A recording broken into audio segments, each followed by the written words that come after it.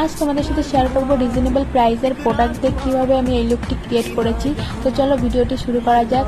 আশা করি ভিডিওটি ভালো লাগবে, আর ভালো লাগলে অবশ্যই একটা লাইক কমেন্ট শেয়ার করো। তো চলো মেকআপটা শুরু করা যাক। প্রথমে আমি ফেসটাকে ক্লিন করে নিয়েছি, দেন আমি একটা গুড ভাইবসের টোনার ইউজ করেছি এখানে, আর ময়শ্চারাইজার ইউজ করেছি এখানে পন্ডসের সুপার লাইট ময়শ্চারাইজার, আর এখানে এমনি সিরাম ইউজ করেছিলাম, সিরাম ইউজ করেছি ফেয়ার ভ্যালির একটা সিরাম ইউজ করেছিলাম।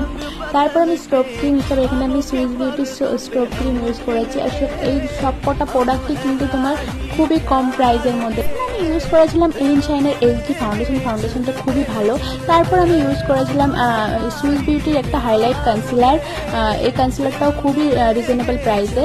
আর তারপর আমি ইউজ করেছিলাম এখানে মার্চের একটা গ্লো ফিক্সার, এটা খুবই ভালো। তারপর আমি দেখো একটা গ্লো আনার জন্য আমি এটা হোজোর হাইলাইটার ইউজ করেছি।